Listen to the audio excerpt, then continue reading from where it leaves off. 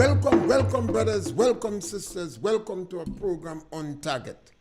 As usual, as soon as we start this program, you can open Bata, you can open Bowl. You can pick up the telephone and call 442-0175. We never have a subject matter. We speak about anything. Politics, religion, socioeconomic issues, any issue trending.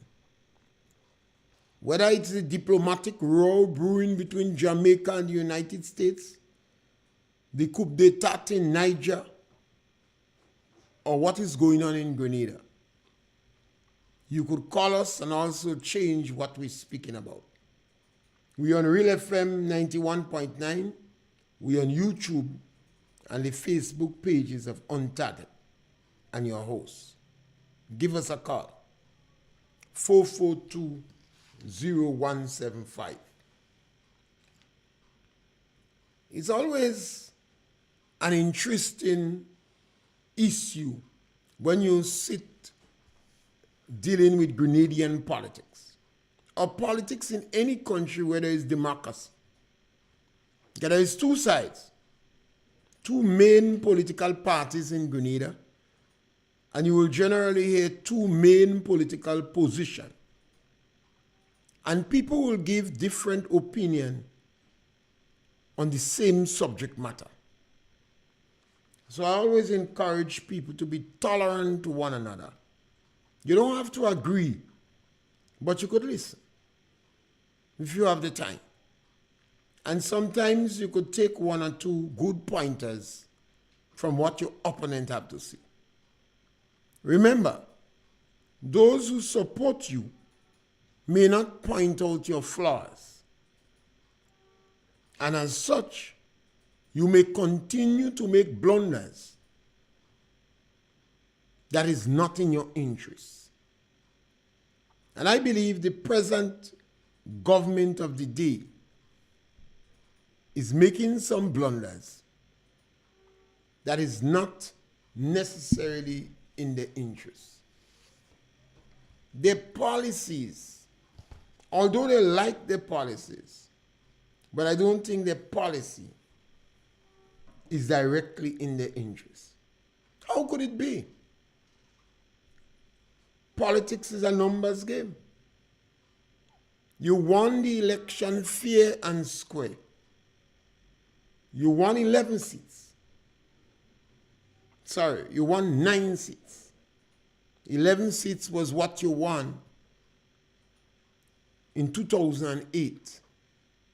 And 5 years after that, you lost all the seats. You won 9 seats now. There is no question. Election was fair and square. And people have a right to get the party that they want. And the government of the day have a right to give the people, their supporters, to reflect their supporters in the policies. Nothing is wrong with that. So I have no beef with the government issue and the policies. My issue is I believe that the government has misled the ordinary man. The government tricked the ordinary man. The government deceived the ordinary supporter. And that is my issue. I believe people genuinely believe.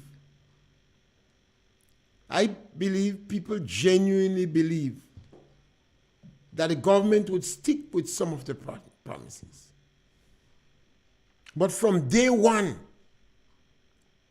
the government walk away from the most important promises they made to the ordinary man. And that's where the challenge come about. Now, if you had said to people that we will make you permanent by the time we end the 5 years, nobody would take issue with you. But you use language as soon as we come in office. Affirmative.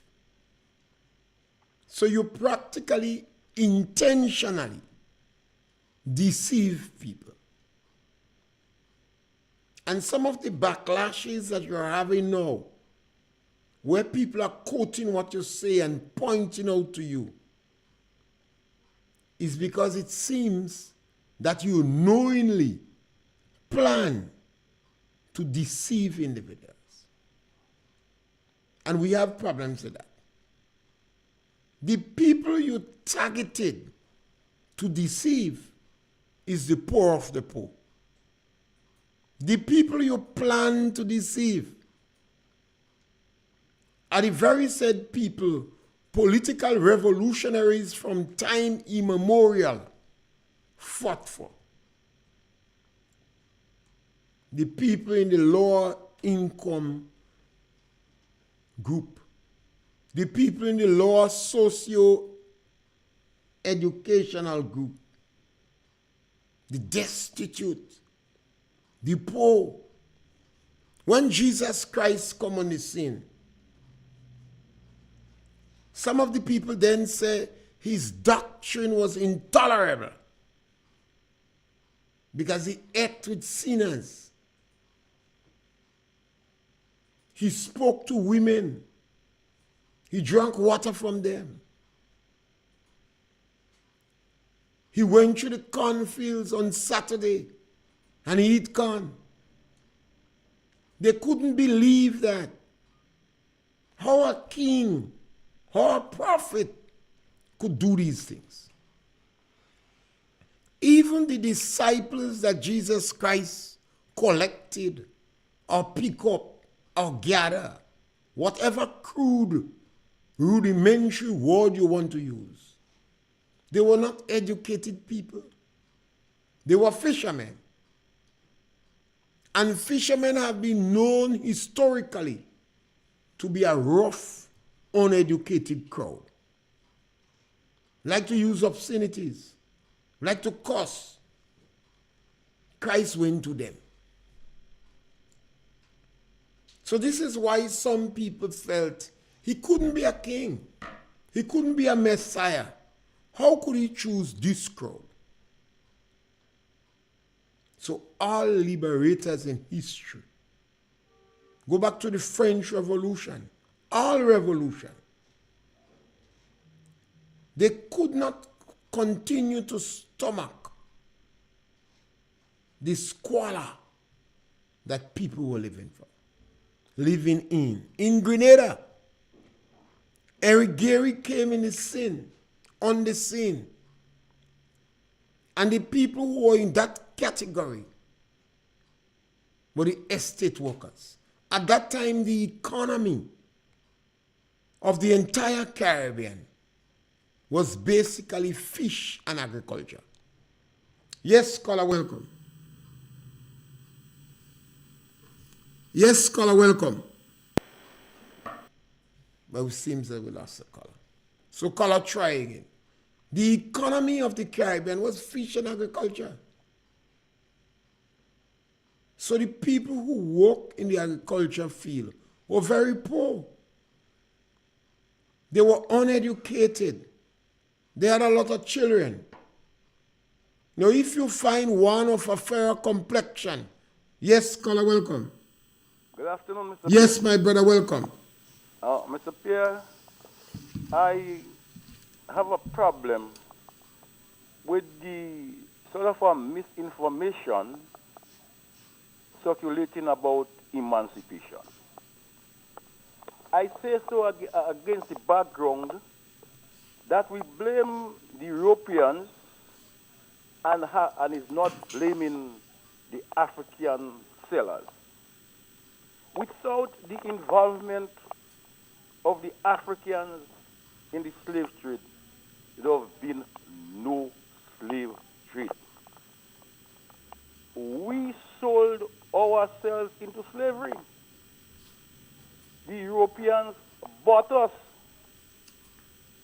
The English, the Dutch, or the French could not have left Europe and go to Africa and capture the African man without the assistance of those Africans.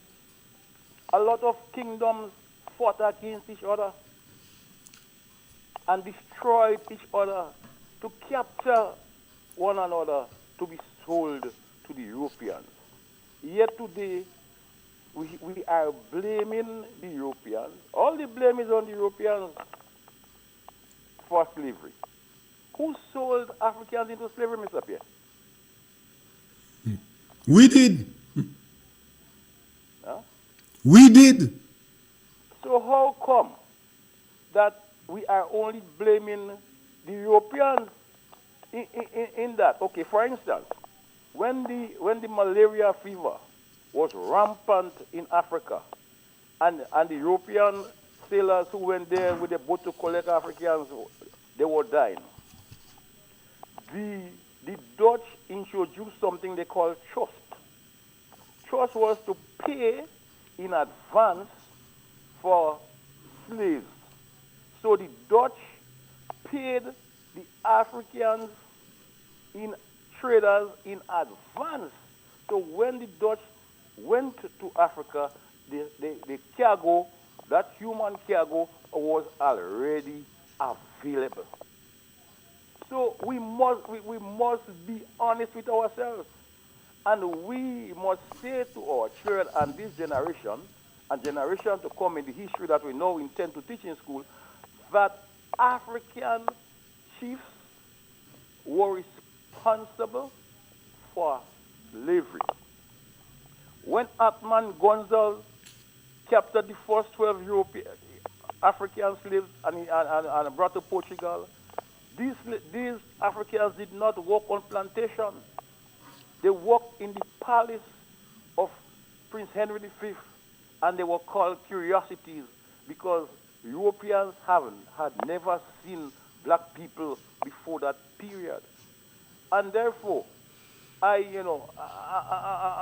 very, very disappointed that today, that the National Cultural Foundation and SEDU would be having celebrations where they would be blaming the Europeans for slavery.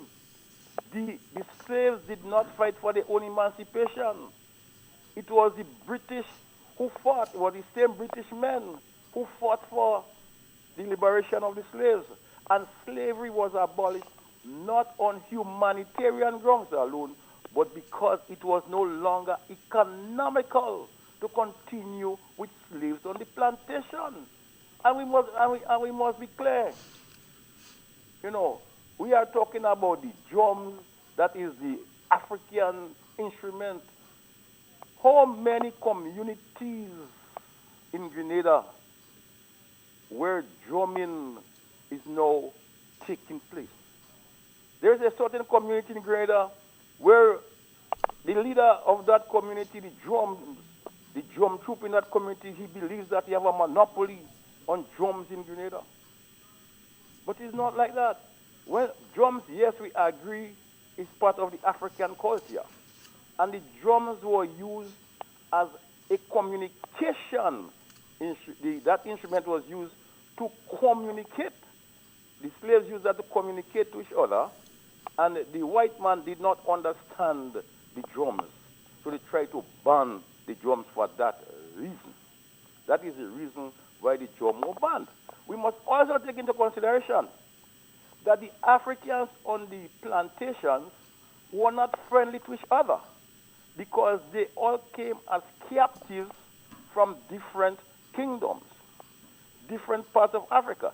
They spoke different vernaculars, and therefore, when they speak or they spoke, they were not understanding each other because their language was, that vernacular was different. And that's how the patois came into being as the neutralized language of the Africans on the plantation. So they would use patois as, let us refer to it as the national language of those slaves on the plantation. And that's how the patois or broken French came into being. But we cannot continue to blame the Europeans for slavery. No slave ancestor or the leaders who sold us has come to Grenada or any other Caribbean country where there was slaves to apologize on behalf of the ancestors for selling us into slavery. But we're beating up on the English for repatriation, reparation monies, and the Africans who sold us, we are not saying nothing about them. So how come no African leader has ever come to the Caribbean to apologize to us in the Caribbean for having been sold into slavery? You talk about Marcus Garvey. Marcus Garvey was a big fake. Marcus Garvey was about to making money for himself. He built the Frederick Douglass and the Booker T. Washington, and he said he wanted to take us back to the motherland. Who was Marcus Garvey taking us to? Where is our ancestors? Where is our relatives? Where in Africa was Marcus Garvey taking Africans back to? Who were they going to connect with? I mean, we can't continue to distort our history in that manner. We must lay the blame on slavery squarely on the Africans who sold us into slavery. That is my conclusion, Mr. Pierre. And it's a very important contribution you made. Because if we don't recognize these things, we will be doomed to making the same mistakes again. We'll be doomed to making the same mistakes again. We have to, and we must call our spade a spade. We cannot take away, or deduct in any way the contributions that was made by the Africans so that the slave trade could have flourished in the manner in which it flourished. And I'm taken aback, I'm really, really, really taken aback as to how we put in blame. We always turning on ourselves, Yeah. And I mean, it's a simple thing what is going on now. Look at how the other Caribbean leaders' attitude to Haiti. Look at how our own leaders' attitude to the poorer tribe, the poorer people in our country.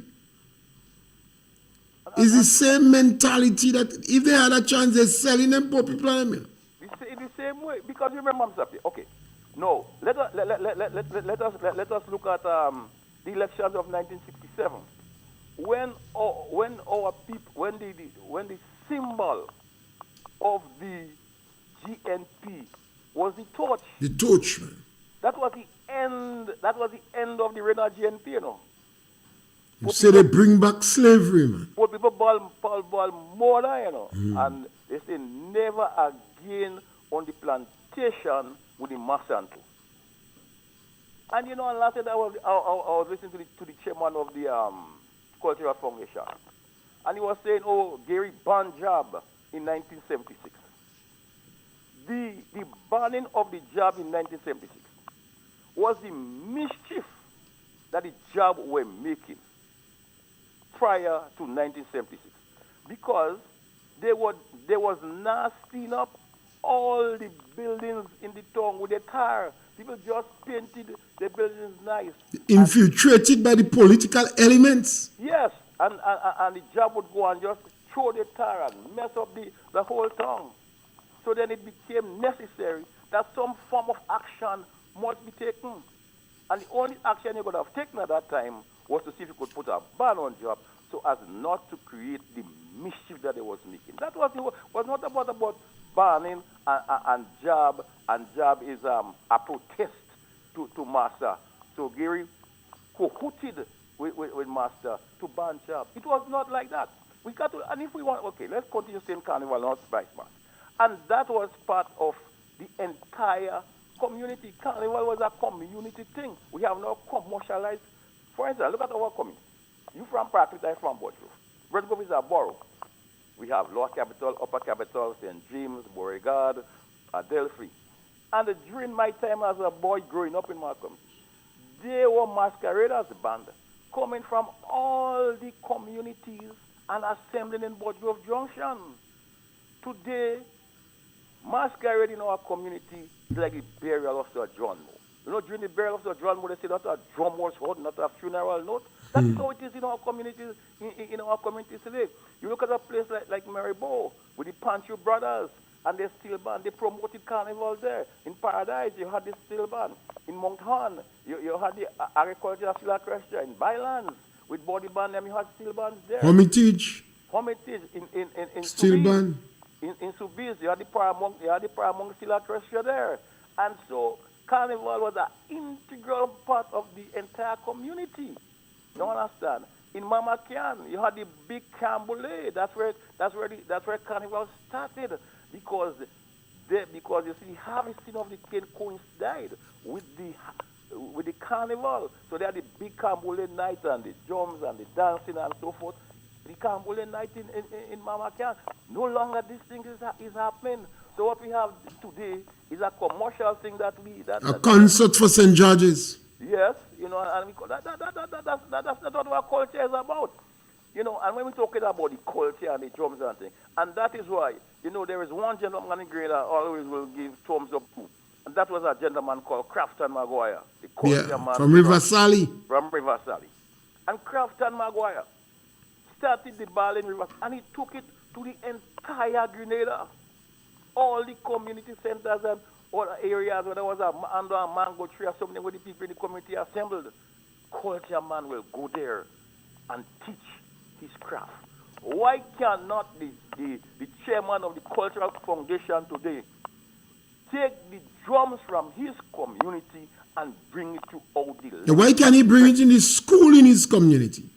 Of Grenada? Not even in the school in his community The man is is the a drum. selfish man, and he wants a monopoly. You understand? He wants a monopoly on the drum in Grenada. I always say he's an overrated culture man, you know. He's a drummer, but culturally he's overrated. And I think the politics overwhelm him, you know. It's unfortunate. I think so. You know, and I always look at where Crafton. I remember as a youth man in school, and when Mr. Crafton Maguire started cricket competition from some Maritain in St. Mark's to Malmont in St. David, with the Glee Club in River Sally. So when you're talking about a cultural icon, Crafton Maguire must come in the picture. People like Gloria Payne Banfield, Pansy Rowley, Tanti Tech, these are genuine cultural ambassadors in Grenada. Yeah, their action transcend politics. Obviously. The other individual is a politico. I mean, look at Involving culture. Look at what has now happened with our Queen show. How the politics have infiltrated, you know. And when you listen to Jenny Simon and her daughter and Shoma Wells, people who is much older than the Ministry of Culture today, people with experience and knowledge. Could you imagine that in 1970, two black women, Jennifer Houston of Grenada and Lisa Jensen from Africa South, were crowned Miss World and the Runner. Two black women made history. Based on how You say black women dance in England, you know. They dance on the street in England. And that that helped to fuel the women liberation movement. And the opposition was protesting in Grenada. You understand? You know, and that is what has happened. They protesting Jennifer hosted victory in England. Oh God, I tell you. Yeah. I mean, we go down we going the wrong way. And if culture must return to its former glory in our country, we need people who are not that selfish and who is willing and who would use the example of Crafton Maguire and move into the communities and teach the various cultures in our schools, in our communities, so that once again we can be part and parcel of the cultural aspect of our country, and our people must know where we came from, where we are, and what we must do to take us forward. Have a good evening, Mr. Yes, McCullough, thank you, and it's a very important point. I've always said that I don't wasting time encouraging my child to learn history in school. I'm not doing that at all. Read some of the history in school is a bag of lies. They write it, when monkey writes his story, monkey always write. Study the history of your family. I don't care about reparation. If you get money, take it. If money fall from the sky like manna and you get it, take it. If you win money, take it. But I will not raise a finger looking for reparation, because African leaders sold us into slavery. They were selling slaves for 700 years before the white man go and buy. Yes, caller, welcome. Yeah, Mr. Pierre, good day. Yes, my brother. Yeah, I always respect the history and views and things, but I don't support what they say about black man. Say black man. Remember, if you don't talk about history, don't history is good. This thing could be distorted too. You know what I mean? Because white supremacists, black to hear what I'm saying, you know, about the grab. Because he say, look at it, they sell this slave. But in my opinion, I feel the red slave. For 700 years. And Gambian coast in Jaffa and all this place, and they raid, a lot of slave raiders, they men came in and they raid slave on the coastline. That is my, remember, nobody can argue with me because what he's saying is really that too. You know, but my belief, I see it in a different way. I feel it could happen like that, some sell into, but I feel a lot of raiding take place there. But my main point is the carnival thing there. You had 20 Caribbean things, and only one address the issue was going on in Greater, only one, and Usman Kelly. That is some good there. And the rest here, what singing so much anger. And in the end, you know, get a coaster bus. The bus was so big a coaster bus because he's trying to express the anger. He end up bus, and one I saying, because he's the man or something, so he and all, he get a bus, but the bus is big as a coaster. You might get a maxi taxi. But see, so what I find strange is, all these pressing issues in Greater here now, the guys don't have to sing about it. And scholars saying, he's singing about it until it's there. So, but I don't know if that is some plot thing or some kind of thing. So, because if you are two guys, so, you know, you watch the issue and you hit the issue according to the situation in the country, but not so you're attacking certain people attacking. And to me, I don't find that it's fair. The issue, you hit on both sides, you hit there, you hit about it. You're a Calypsonian. You're not a political. He's a political Calypsonian, you know.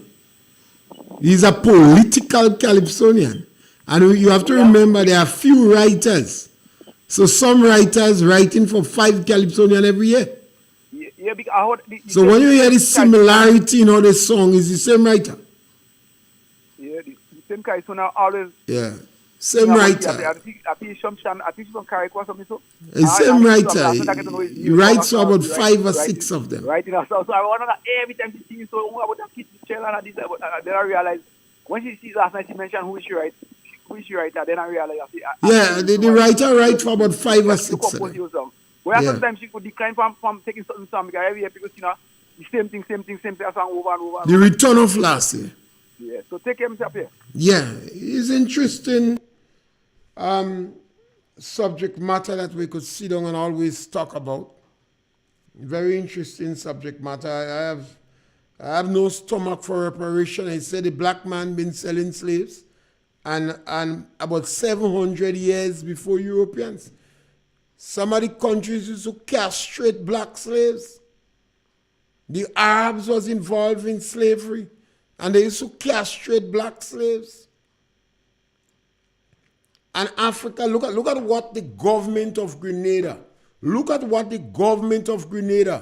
well supported by individuals, are doing and continue to do to marginalize Grenada. The trade union leader on May Day show absolutely no solidarity with workers crying out for due process, but was encouraging government to take the head of public officers. Some Calypsonians in full agreement with the government policy. Ex-prime minister. They said these people getting handout is the same thing that used to go on in slavery, where one group believe that they're better than the other group, and they decide to sell them. That is why slavery took so long, because it was well supported by its own people. You don't have a Kraft and Maguire again. Our cultural czars are deeply involved in the politics, and the politics they involve in does not transcend political parties.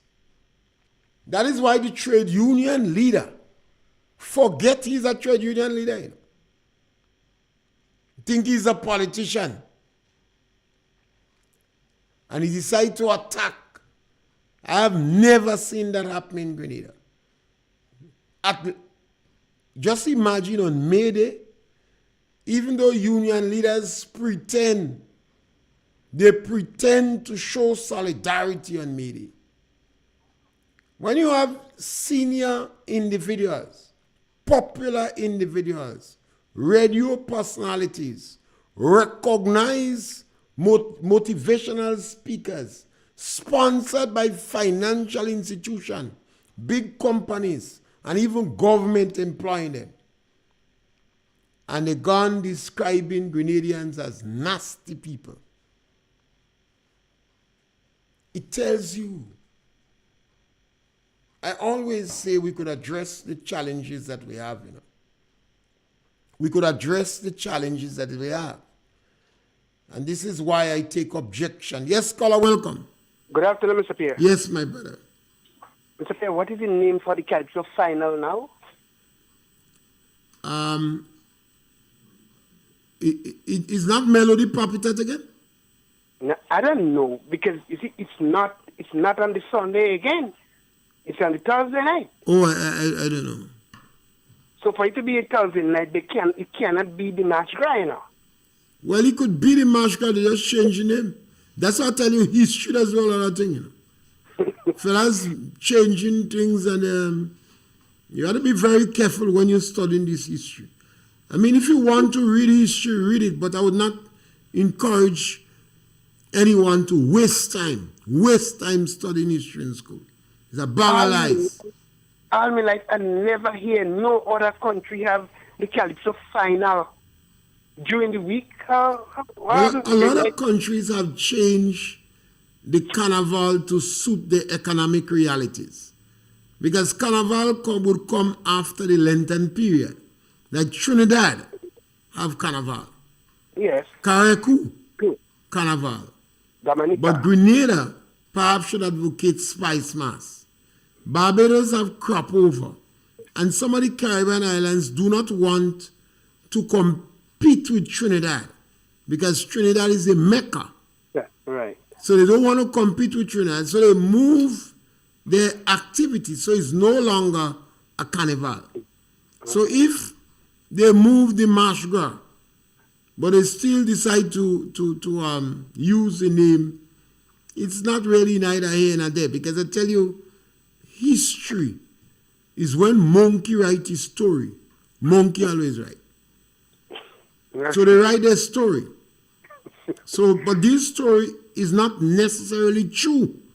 But it is right that them that write it. Because truth is relative, Yeah? So, yeah. All right. Yes, my brother. And sometimes these things help you to understand why you could have a government that attacks the proletariats. And the only reason I'm taking issue with the National Democratic Congress, because I know they like that. Historically, that's how the NDC is. And they take it from their grandmother. Because NDC grandmother promised, Grenadian, if you support us, we're going to join Trinidad in unitary state. And you're going to get the same pay like Trinidad. So they always plan to deceive. Yes, caller, welcome. Mr. Pierre, good afternoon. Yes, caller, welcome. I want to chat with you off the air, please. You only air now. Off the air. No, well, you have to call me back. Okay, all right. Yeah. And it's a good point for me to inform you that we have a farmer in St. Andrews. That farmer principally grow corn. And the farmer is looking for workers. The number of the farmer, so you could get a pen and a paper. So when I call the number, you could record it. Or you could pull out your phone to record it. The farmer is a serious corn farmer, but they grow other things. And they're looking for workers. So give them a call. The number is 459-4825. If you are not working, if you are able, if you are not going to just, you have to be a serious worker. The farmer is a serious man. He wants workers to work. His telephone number is 459-4825. You have to get to work on time. You have to prepare to work. And on this point, I always believe that if we want our country propel, we must be more welcoming to foreigners. Grenada population have not risen in the last 100 years in any significant way. Grenadians have traveled significantly. I think they are contributing factors for that. Every time we have a crisis, thousands of people leave the country. I noticed in one community in the last year, over 10 young men have left that community. One or two of them lost their job, but the majority of them just leave school and they make for America, England. With the government policy of victimization, a lot of people, children who exit national college will be going to the United States of America and England and other countries. They would believe that because of the government victimization policy, it would be difficult for them to get a job in Grenada because the parents is targeted. That has happened when the British took over from the French. A number of Grenadians then lobbied the Spanish, and over 10,000 went to Trinidad.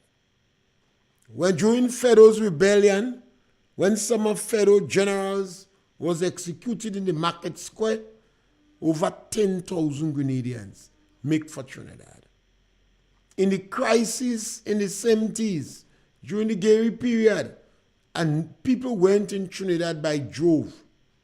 During the revolution, thousands of Grenadians left here and make for greener pastures. Now that the government has introduced restorative justice, a number of people from the NNP who believe they are targeted, their children would sense that. They will believe it's going to be difficult for me to get a teaching job. It's going to be difficult for me to get a job with government. The government won't give me a scholarship. They're going to hit and make for go. When we have this level of brain drain among our young people, it is difficult for our country to go forward. Remember, it's the young people that involved in sports. They are the ones that the British like to go in the army. They are the cream of your crop. So because of the government restorative justice policy, that is going to contribute to Grenadians going to the United States, Barbados, Trinidad, England. A lot of the young men going to use the army as an excuse to get into England. We continue to do that. It's difficult for me to understand how our intelligentsia don't understand that. Today, when you see the people the government is removing from the seed program, it creates a sense of trauma. Some of the people are physically challenged. Some of them are blind. You heard the cry of the sister from Union. She said, I have Parkinson's disease. I have ulcers. I've been on the program 9 years. I told you about the sister that walked with the white cane. She said when NDC came in 2008, they went after me. She lobbied the ex-prime minister. And he relented. Relent is a religious word. They relent. He gave her back. 9 years after, no again. They go after again. And I know from my historical studies about the NDC, that is a makeup, that is a DNA. But this period of time, they are a little worse. Because they let the prince of hate and many of the directors, the people who directing them now, they are very militant. They're very mischief. They're bitter. And they're gunning for NNP. The moderates in the NDC has been diluted significantly. Some of them decide, let me just eat a food. That is why the government had so much advisors. In agriculture, I think they had about 10 or 12. They call them something lead. That is to give them a blind. So they will keep themselves quiet. That is the reason the government is so liberal with the traveling, for them to get a blind, for them to get a money. That's one of the reasons government gave tax break. So the big companies would stay quiet because they know when the NDC in power, they're going to get a tax break. And the government has turned on the poor of the poor. It saddens your heart. Our brothers and sisters in the diaspora who claim them as communists. Right now they change. They get so photogenic that they could go in a party for $250 and they could take out picture with the Prime Minister of Grenada and they could plaster it on Facebook. So they forget the original struggle. They could blast Grenadians as greedy and needy and waiting for handout. And the government has really gone to the bottom of the bucket. The government always behave like, this is why I say the government behave like vultures. They go after the weakest group. This group hardly could speak for themselves. Because of technology, a few of them dare. Some of them come to you, they say, call me name.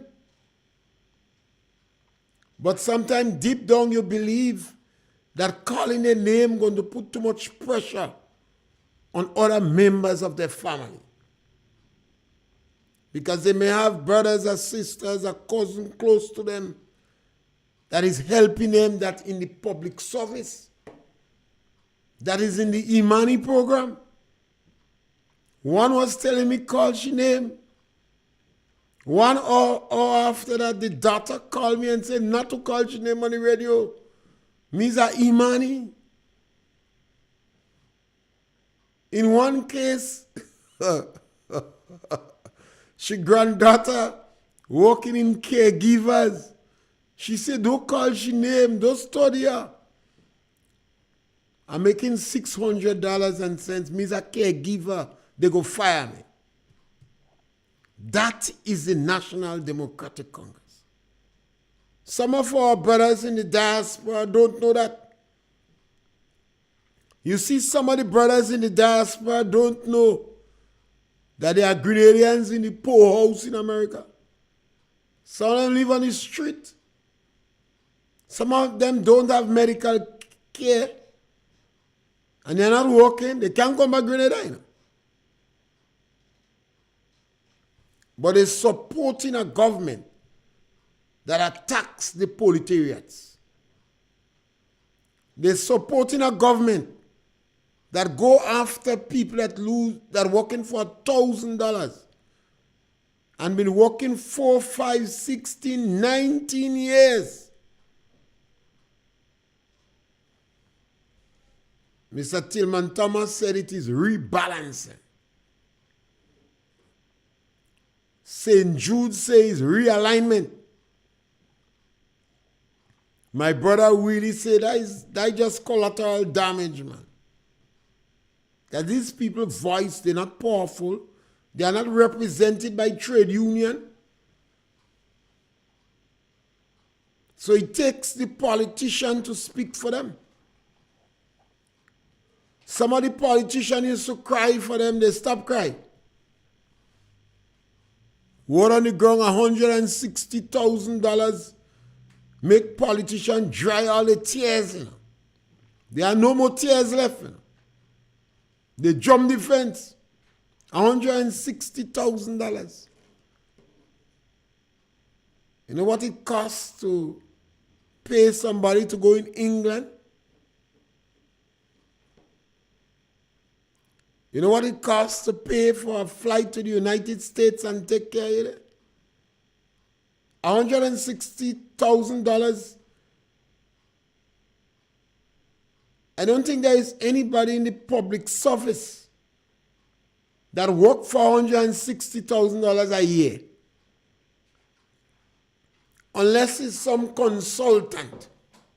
So it's a nice pay. But 50 or 60 or 100 people tears is shed. And the government is going around and removing, they pushing their hand in the cookie jar and put these people. And you see, I'm baffled. I don't understand why. I don't understand what these poor people would have done, Grenadians who go to university and get an education out of taxpayers' money. That is what is sad, you know. The people who are doing that, they were educated with taxpayers' money. Their parents did not have money to give them an education. They did well in school. Their parents was poor. They got a scholarship. They go to university. They work with government. During government, they get more scholarship again. All the education that they have, was paid for by taxpayers' money. Pope John Paul, he said you must not invest in tertiary education at the expense of primary and secondary education. He didn't say don't invest. Not at the expense. Because these people who have tertiary education, the expectation is you would return to your villages and community and raise the bar in the community. Help your brothers and sisters in the community. Bring new economy in the community. Raise the health standard. Join the groups in the community and improve the management structure. So in yesteryear, let me give you an example. In yesteryear, St. Andrews had the best organized cricket league in the OCS for about 30 years. Today, we're struggling to make a team in a village. Almost all the concerts, dance, and bingo that was held was because of groups raising funds to help to develop the community. Today, there are private interests.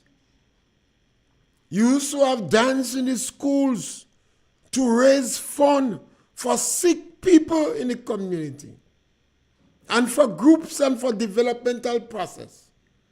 The schools want no more group. They want to fence their school. Don't believe me, go and investigate. Tell me what is the last time any school near you had a concert in the school. Funds used to be raised for sick people. Somebody had to cut a hernia. They had to pay $2,000. The doctors postponing it. Once you pay, you have to raise $2,000 to pay them. People make a dance. They come, they drink rum, they dance, they eat pig, they eat pork. You make it $2,000. They used to use the schools to raise funds for activities in the community. Today you can't get the government schools to make fun. So the gap between the destitute poor and those who believe they're rich is widening. When you have that in a society, you create discord. You fracture the society, and you're likely to have more incident of deviant behavior, antisocial behavior, violence.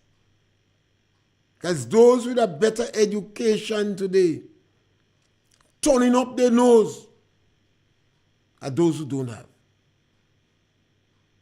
My heart goes out to the Telescope and Union and the sister with the white cane. Last time a guy was telling me about a guy from the regiment. Can't remember his name. Knew him good.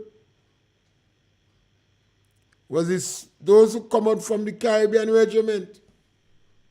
Still, one or two of them still alive here, you know. And they're living in utter poverty. They depend on the neighbors to help them. And the government of the day says hand all they're getting. So this government is taking away the money from them. It's difficult, very difficult to stomach. And that is why I don't have no problem with the Europeans when they go and buy slave. The black man sold slave. Difficult for us to face the reality that it's not the Europeans, not the white man, not the black man, not the Chinese that are doing that in Grenada. It's our own sons and daughters in Grenada that has turned against the weak, the less fortunate, the less educated. Most of these people they turn on, they're not getting $1,000 a month. You take a pen and a paper and imagine if you're living in a house with 3 persons and one of them is bedridden. Sit down and calculate what $1,000 will do. You want electricity and you want telephone. Well, forget telephone. You have electricity and your water bill. But you have one of them on a bed that they need to help. Government created the caregivers program to visit these people twice, I think, for the week and give them a clean Give them a decent meal. Come lay here. I visited a woman a few months ago. She said she wanted somebody to plait her hair for. Well, we couldn't plait hair. So we went and get a girl to come and plait her hair. She said weeks she hair don't plait. She said his son come it. So the government had this caregiving program, and the caregivers, I think, was women alone. They didn't send man.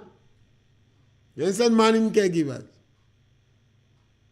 Now the government is turning against this program. Because they say the previous government is helping the poor and vulnerable. I don't see what is difficult. It's very difficult. I just hope that I always try to engage the NDC about these things. They normally run from that. They don't stand up and discuss this topic with you. They get angry, they call you all kind of names, because this is what is propagated from the top.